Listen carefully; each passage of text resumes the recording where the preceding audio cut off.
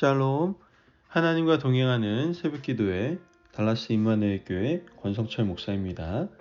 오늘도 하나님과 동행하며 풍성함을 누리시는 저와 여러분 되시길 주님의 이름으로 축복합니다.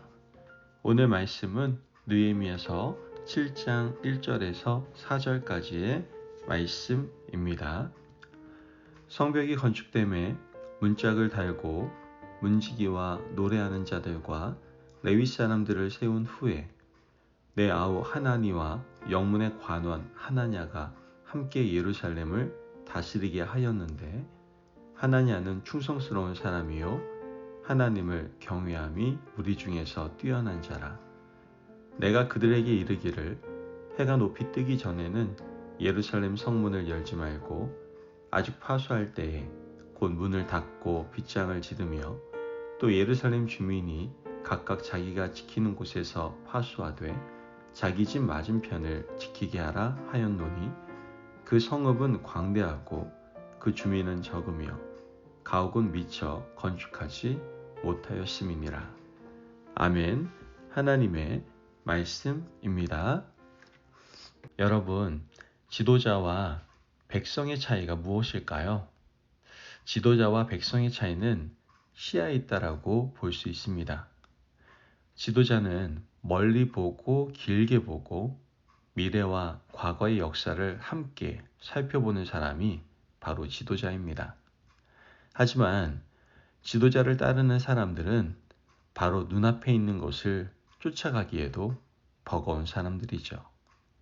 길게 보고 멀리 보고 이면을 보는 지도자는 당장 눈앞에 일어나는 한두 가지 일에 일희일비하지 않습니다. 오늘 우리가 읽은 본문의 느헤미야도 당장 눈앞에 보이는 작은 성공에 연연해하지 않는 사람이었음을 볼 수 있습니다. 느헤미야는 페르시아 왕의 술 맡은 관원장으로 있다가 예루살렘 성벽이 무너지고 성문이 불탔다는 말을 듣고 예루살렘 총독으로 임명을 받아서 왔습니다. 성벽 재건을 위해서 백성들의 마음을 모으고 성벽 재건 공사를 시작한 지 52일 만에 성벽 재건이라는 그 놀라운 일을 훌륭하게 완수해내었죠. 하지만 그것으로 끝내지 않았습니다. 단순히 성벽을 재건하는 일만을 위해서 오지 않았다는 것이 바로 오늘 본문에서 잘 드러나고 있는 것이죠. 만약 성벽 재건만이 느헤미야의 사명이었다면 느헤미야는 당장 페르시아로 돌아갔어야만 합니다. 하지만 느헤미야의 속마음은 백성들의 자립하는 믿음을 가지기를 원했던 것이죠.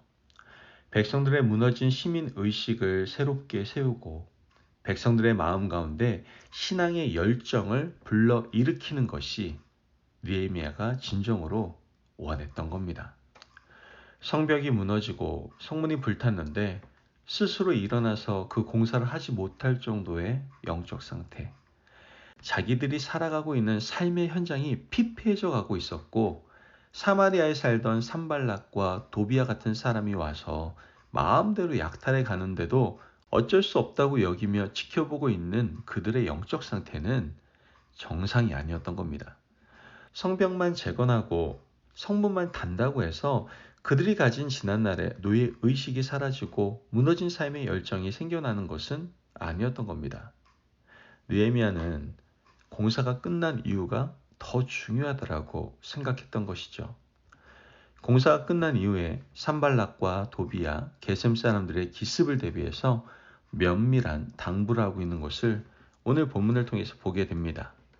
본문 2절에 3절 말씀을 보면 내 아우 하나니와 영문의 관원 하나냐가 함께 예루살렘을 다스리게 하였는데, 하나냐는 충성스러운 사람이요 하나님을 경외함이 우리 중에서 뛰어난 자라.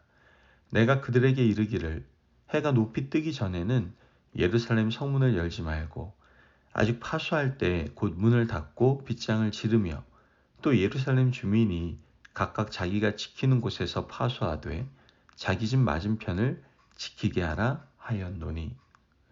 말씀을 보면 느헤미야가 세 가지 조치를 취하는 것을 보게 됩니다. 첫 번째는 믿을 만한 사람 두 사람을 세워서 새롭게 세워진 예루살렘 성의 책임을 맡겼습니다.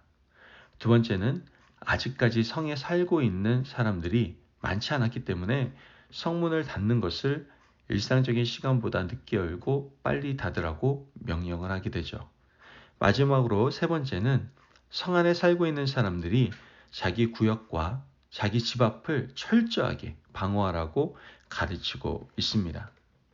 위대한 지도자 느헤미야는 성벽을 재건하는 것으로 끝내지 않고 그 다음 일에 더 마음을 쓰고 백성들의 믿음을 굳세게 세워가는 귀한 모습을 보여주고 있는 겁니다. 앞만 보고 달려온 백성들에게 이제는 과거의 역사를 일깨워주는 것을 보게 되는데요. 느헤미야는 1차 포로 귀환자들의 명단을 가문별, 족속별로 정리하는 일을 하게 됩니다. 느헤미야는 3차 포로 귀환자들을 이끌고 온 사람입니다. 하지만 이 시점에서 왜 1차 포로 귀환자들의 명단을 정리하고 있는 걸까요? 이것은 느헤미야에게 있어서 굉장히 중요한 문제였습니다. 1차 포로 귀환자들의 수고를 다시 새기는 것이 의미 있다고 생각했기 때문입니다. 성전도 재건되어 있었고 율법도 세워진 곳에 들어온 3차 귀환자들이 이렇게 고생을 했는데 아무것도 없는 황무지에 돌아온 1차 포로 귀환자들은 얼마나 큰 수고와 고생을 했는지 이 느헤미야는 다시 한번 생각해 보게 된 겁니다.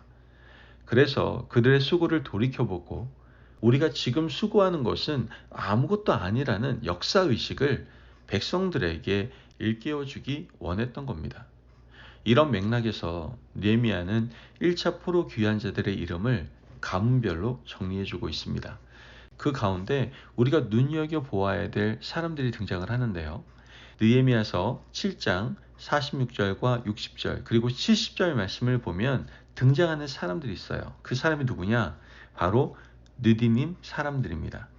우리는 이 느디님 사람들을 주목해 보아야 할 필요가 있습니다. 이 느디님 사람들의 뿌리는 솔로몬 성전 이전으로 올라가게 되는데요. 그들은 원래 이름이 나탄이었습니다.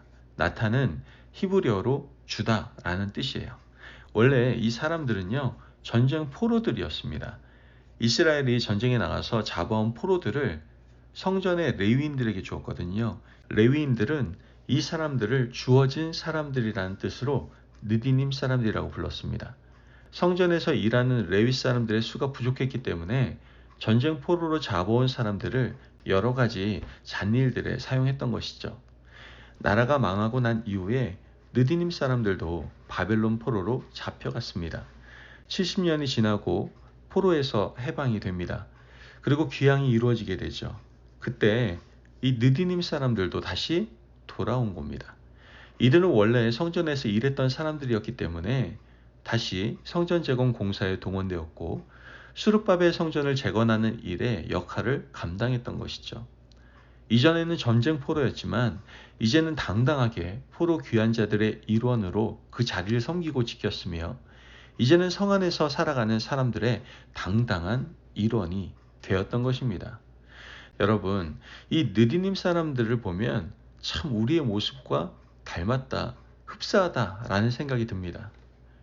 우리도 느디님 사람들처럼 하나님께서 기뻐하시지 않는 곳에서 방황하고 살았던 사람들입니다.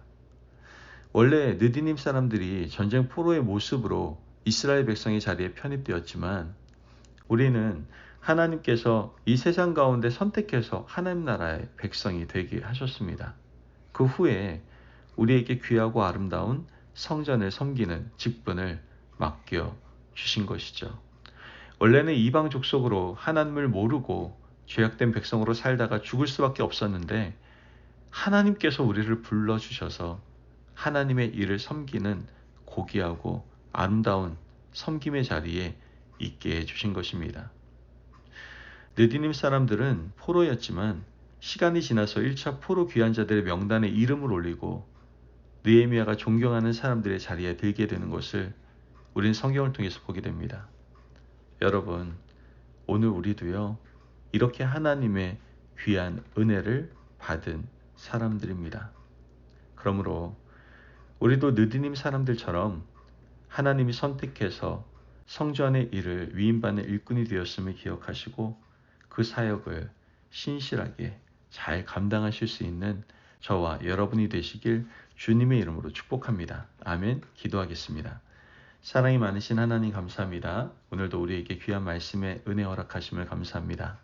하나님, 우리도 느헤미야처럼 과거와 현재와 미래를 함께 보는 영적 지도자들이 될 수 있도록 도와주시옵소서. 또한 더 나아가 은혜를 입은 느디님 사람들과 같이 우리가 지금과 같이 살아갈 수 있는 것 주의 은혜라. 그 놀라운 은혜를 기억하며 늘 맡겨주신 모든 사역에 신실한 삶을 살아가는 저희들 되게 하여 주옵소서. 감사하며 예수님의 이름으로 기도합니다. 아멘. 오늘도 하나님과 동행하며 풍성함을 누리시는 저와 여러분 되시길 주님의 이름으로 축복합니다. 여러분, 느디님 사람을 축복하신 것처럼 하나님의 백성으로 편입시켜 주신 은혜를 기억하며 늘 맡겨주신 모든 일에 신실함 속에 살아가시는 하루 되시기를 바랍니다. 말씀 안에서 승리하십시오.